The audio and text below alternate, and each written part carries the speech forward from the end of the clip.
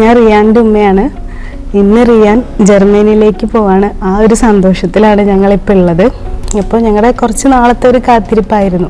അപ്പോൾ റിയാൻ +2 കഴിഞ്ഞപ്പോൾ എന്ത് ചെയ്യണം എന്നിങ്ങനെ ആലോചിച്ചിരിക്കുന്ന സമയത്ത് ഒരു ഫ്രണ്ട് വഴിയാണ് ഞങ്ങൾ ഗോഡ് സോണിനെ കുറിച്ച് അറിഞ്ഞത്. അപ്പം ഞങ്ങൾ അവിടെ വന്ന് അന്വേഷിച്ച് അവിടുത്തെ കാര്യങ്ങളൊക്കെ നേരിട്ട് കണ്ട് മനസ്സിലാക്കിയപ്പോൾ അവിടുത്തെ ഹോസ്റ്റലും കാര്യങ്ങളൊക്കെ കണ്ടപ്പോൾ ഒരുപാട് എന്താണെന്ന് വെച്ച് കഴിഞ്ഞാൽ അവർ നമ്മളെപ്പോലെ തന്നെ ഇപ്പം അവരുടെ മക്കളെ നോക്കുന്ന ആ ഒരു രീതിയിലാണ് കുട്ടികളെ കെയർ ചെയ്യുന്നതും എല്ലാ കാര്യങ്ങളും. അവരെ അധികം ഫോൺ യൂസ് ചെയ്യാൻ സമ്മതിക്കാണ്ട് എല്ലാത്തിലും ഒരു കൺട്രോൾ ചെയ്ത്. അപ്പോൾ അവരുടെ അതൊക്കെ കൂടി കേട്ടപ്പോൾ ഇവിടെ തന്നെ മതി എന്നുള്ളത് അപ്പം തന്നെ തീരുമാനിച്ചു.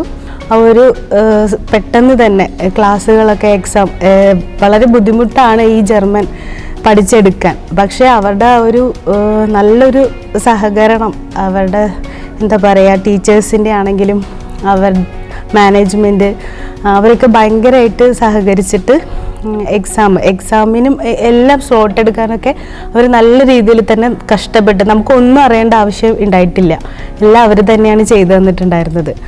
അപ്പോൾ ഇന്നിപ്പോൾ ഇവള് പോവുകയാണ്. അപ്പോൾ ആ ഒരു സന്തോഷവും എല്ലാം കൂടെ മിക്സ് ചെയ്തിട്ടുള്ളൊരു ഫീലിങ്ങിലാണ്. അവർ സ്വന്തം മക്കളുടെ ഒരു ജ്യേഷ്ഠൻ്റെ ഒരു ഭാഷ പറയാം, അല്ലെങ്കിൽ മക്കളുടെ രീതി നോക്കാം. ആ ഒരു കുടുംബ ബേസിലാണ് അവർ കൊണ്ടുപോകണത്.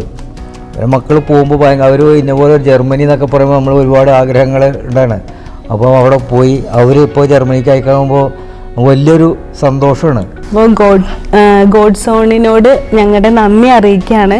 അപ്പോൾ ഇനിയും കുറേ കുട്ടികൾ അവരുടെ സഹായത്തോടെ ഇതുപോലെ ഒരുപാട് ഉയരങ്ങളിൽ എത്തട്ടെ എന്ന് ആശംസിക്കുകയാണ്.